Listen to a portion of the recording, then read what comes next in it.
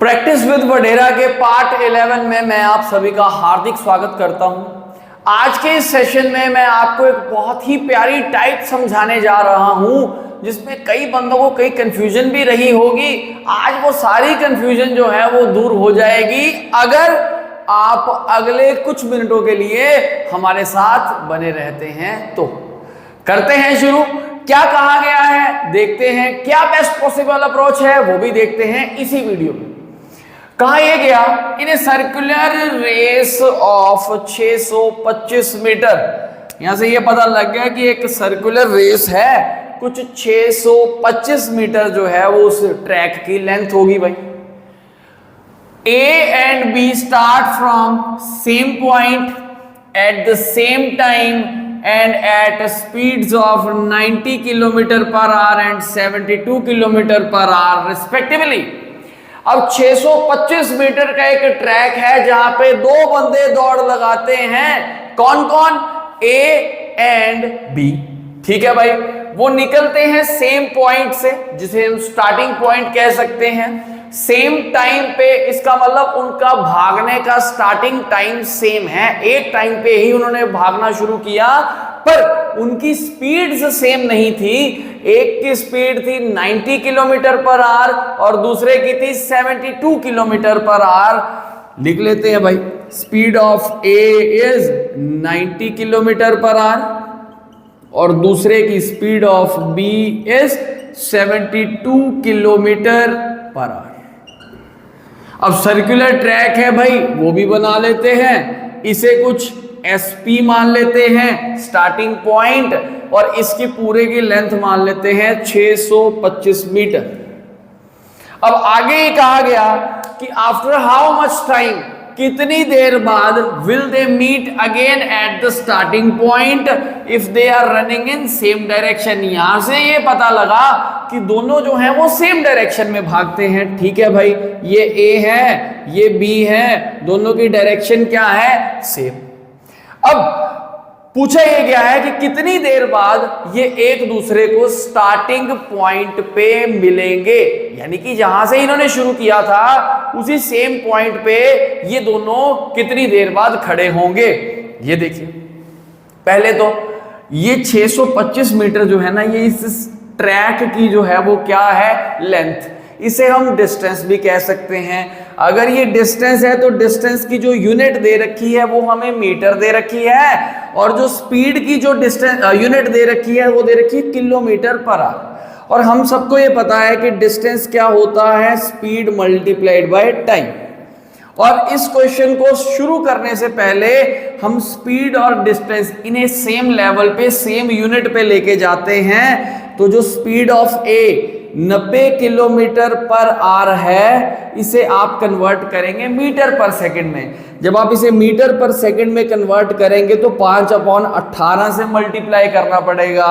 तो आप कहेंगे सर ये 18 × 1 है, ये 18 × 5 है, 5 × 5 इज 25 मीटर पर सेकंड। ये आ गई है जी स्पीड ऑफ A। हमने स्पीड जो km/h में थी उसे हमने मीटर पर सेकंड में कन्वर्ट कर दिया। ऐसे ही स्पीड ऑफ B जो 72 km/h है इंटू 5/18 किया तो ये मीटर पर सेकंड में आ जाएगा। ये 18×4, ये 5 × 4 हो गया जी 20 मीटर पर सेकंड। आई होप यहां तक कोई समस्या नहीं होगी। km/h को मीटर पर सेकंड में कन्वर्ट करना है तो 5/18 से क्या करते हैं? मल्टीप्लाई। और जब मीटर पर सेकंड को km/h में कन्वर्ट करना होता है तो 18/5 से क्या करना पड़ेगा? मल्टीप्लाई। इस चीज को आपको दिमाग में रखना पड़ेगा। अब ये देखो, स्पीड 25 मीटर पर सेकंड है और इसकी स्पीड कितनी है? 20 मीटर पर सेकंड। इस क्वेश्चन को कैसे करते हैं ये देखो। 25 मीटर पर सेकंड का मतलब ये है कि ये हर सेकंड में 25 मीटर जो है वो कवर कर रहा है और इसने पूरे ट्रैक को कवर करना है और स्टार्टिंग पॉइंट पे दोबारा पहुंचना है। समझो, पूरा ट्रैक जो है वो 625 मीटर का है। अगर डिस्टेंस जो है वो 625 मीटर है और A की स्पीड 25 मीटर पर सेकंड है तो क्या हम एक ट्रैक राउंड कंप्लीट करने का टाइम निकाल सकते हैं? अगर डिस्टेंस स्पीड इंटू टाइम है तो टाइम क्या होगा, डिस्टेंस अपॉन स्पीड। डिस्टेंस है जी 625, स्पीड है जी 25, डिवाइड करोगे आपके पास कितना टाइम आ जाएगा जी 25 सेकेंड। इट मींस कि ये 25 सेकेंड बाद ए जो है 25 सेकंड बाद कहां खड़ा होगा, स्टार्टिंग पॉइंट पे। या मैं ये कह सकता हूं कि ये हर 25 सेकंड बाद कहां खड़ा होगा, स्टार्टिंग पॉइंट पे। शुरू हुआ कार्यक्रम 25 सेकंड बाद स्टार्टिंग पॉइंट पे, अगले 25 सेकंड बाद फिर स्टार्टिंग पॉइंट पे। हम कह सकते हैं कि ये 25 के मल्टीपल्स पे, मल्टीपल का मतलब होता है टेबल्स पे, ये कहां खड़ा होगा, स्टार्टिंग पॉइंट पे। ऐसे ही बी को देखते हैं कितना टाइम लगेगा। बी ने भी डिस्टेंस 625 मीटर कवर करना है और उसकी स्पीड जो है वो 20 मीटर पर सेकंड है। तो जो टाइम आएगा वो डिस्टेंस अपॉन स्पीड यानी कि 625 अपॉन 20, 5 पे काटोगे ये आएगा 125 अपॉन 4 और इसकी यूनिट क्या आ जाएगी, सेकेंड्स।